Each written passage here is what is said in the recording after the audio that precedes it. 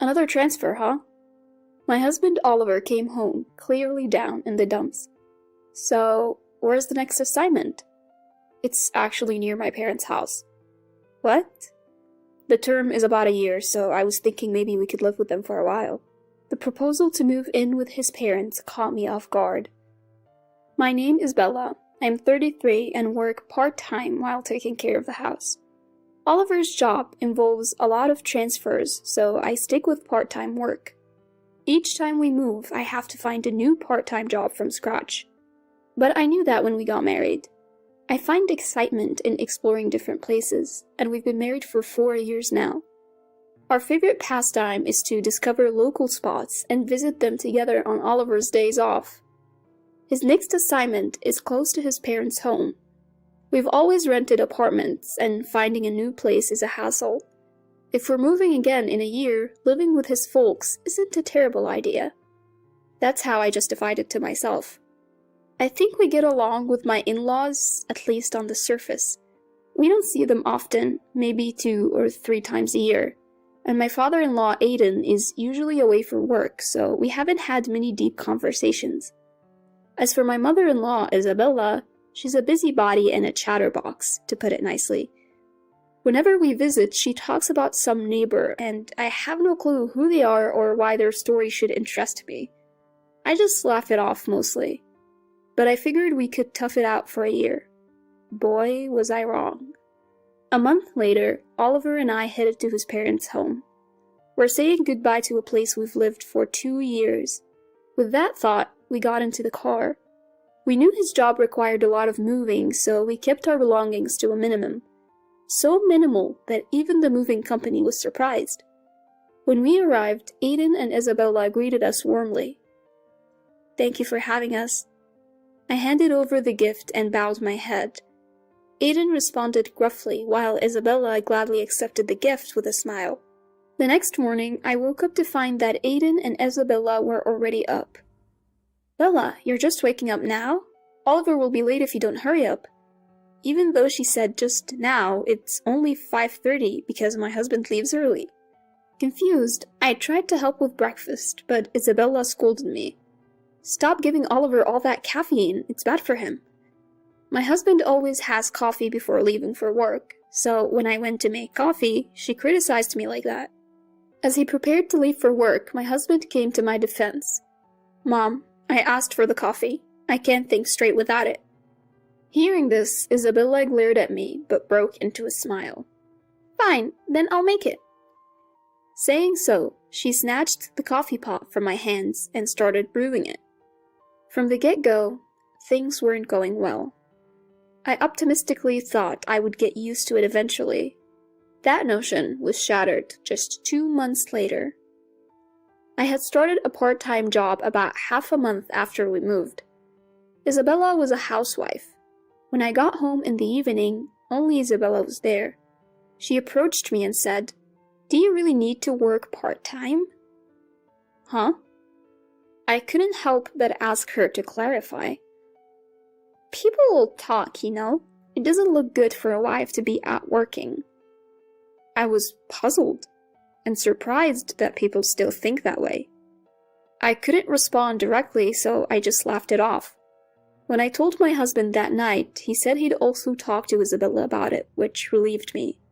But it ended up making Isabella even angrier. "You told Oliver? What kind of wife are you?" I had no intention of tattling, but looking back, I feel like that's when Isabella started seeing me as an enemy. I thought I was managing to get by, skirting around Isabella 2 months after moving into my in-laws' home. But then, out of the blue, we received startling news. Oliver's brother and his wife were expecting a child. They said they wanted to have the baby here since her parents live far away. Aiden and Isabella were more than happy to have Lily move in. And so, starting from the next week, Lily, my sister-in-law, became our new housemate. "Bella, could you please get Lily a drink quickly? And buy a blanket, we don't want her getting cold." Ever since Lily moved in, it's like I've become the housemaid.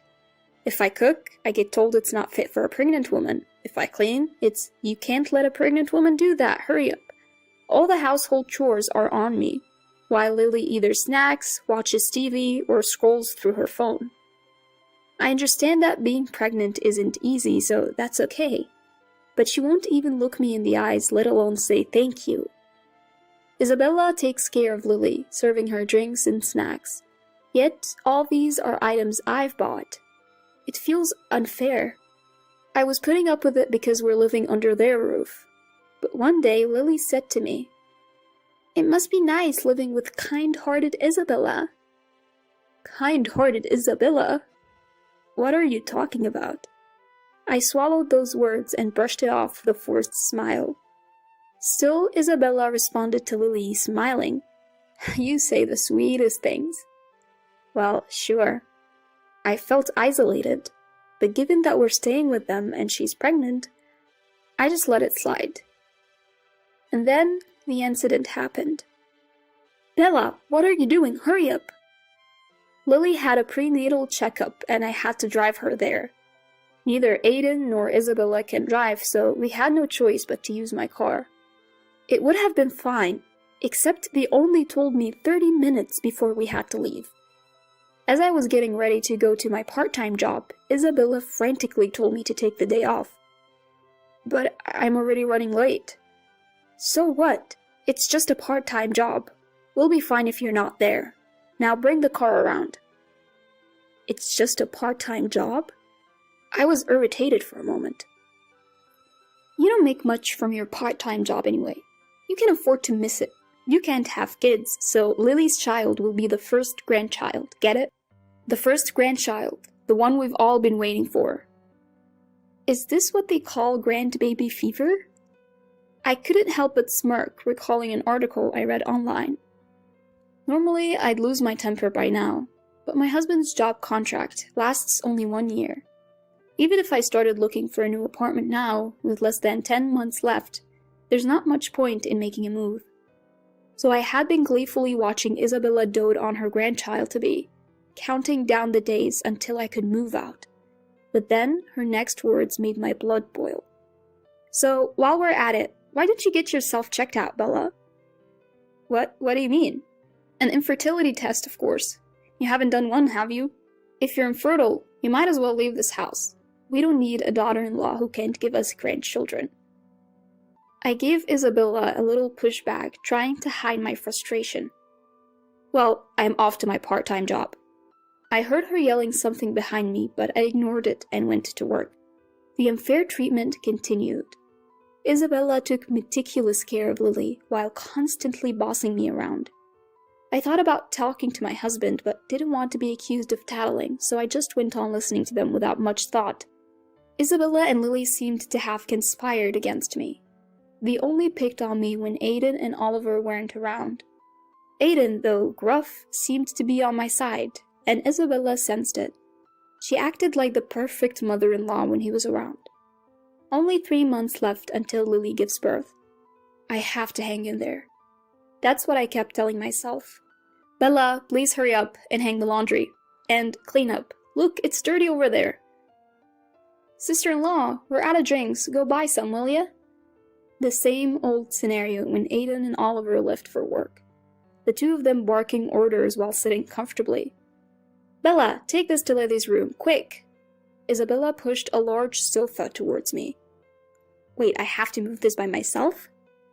Just as I started dragging it, I sensed someone at the front door. Oliver.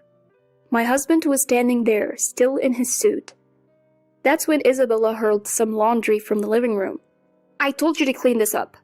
Seeing this, my husband completely lost it. Seems he came back to grab something he forgot, but that was the least of his concerns now.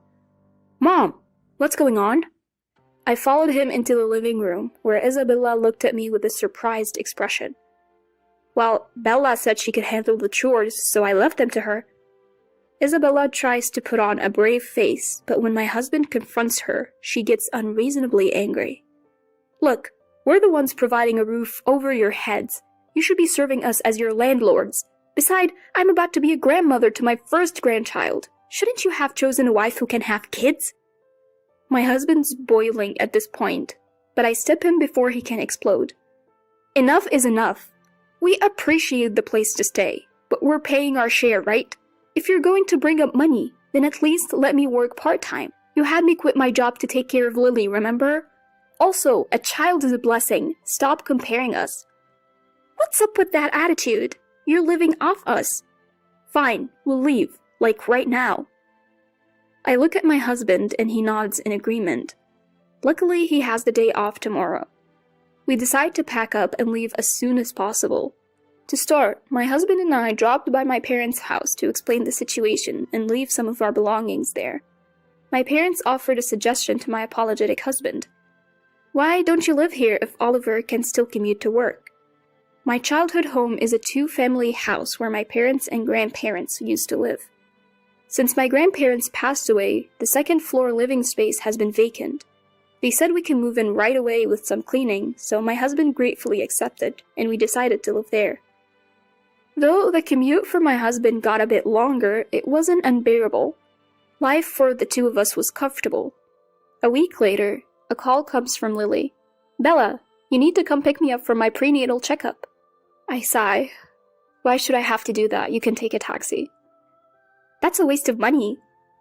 Well, I don't want to waste my money picking you up either. I've had enough and tell her what's on my mind. Why should I pick you up when you treat me like it's a given, without any gratitude? I hang up the phone. Another week goes by, and there's another call, but it's from Isabella this time. Yes. Bella, please come back. I am taken aback by her sudden plea. It's Lily. She's treating me like her personal servant. Today she even threw food at me because she didn't like it. Ugh. So what do you expect me to do? I hold back the words at the tip of my tongue and just let her vent. Plus, she says she's staying here for a while after the baby's born, and I'm supposed to take care of everything. I can only sigh. Hello, are you even listening? No, not really. I really want to give her a piece of my mind, but I reluctantly engage in the conversation. Isn't it great? You get to take care of your first grandchild. How wonderful. What? What are you talking about? Why do I have to do all the cumbersome tasks like changing diapers and giving baths? That's a mom's job. That's how it was done in our time. I can't keep it in any longer. With that thought, I unleash all the pent-up frustrations I've been holding back. Look, I don't care how things were done back in the day. Can't you handle simple childcare? Isn't this your adorable grandchild? I took care of that not-so-adorable Lily and her child, you know. Taking care of a grandchild shouldn't be a big deal. Besides, Lily is worse. She throws away the food I make if she doesn't like it, or throws the towels I bought her when she says she doesn't like them. Babies don't do such things, so you'll be fine. Lucky you, it's your first grandchild. You should be able to handle it. After saying all that, I somehow started to feel good about myself. Since you've been using me all along, why doesn't Lily contribute for a change? I knew this would happen once I was gone. Lily, being the youngest and the cherished daughter-in-law who is 5 years younger, is probably adored at home. She must feel entitled to get things from others. You may have conspired against me when I was around, but didn't you see this coming? Oh, by the way, I got a call from Lily. She says you aren't listening to her or helping her at all. Birds of a feather, I guess. Enjoy each other's company. And with that, I hung up the phone, chuckling. After that, I hear Isabella has been struggling with taking care of Lily and her first grandchild. And believe it or not, I just found out I'm pregnant. My husband is thrilled, and we're both looking forward to our baby's arrival.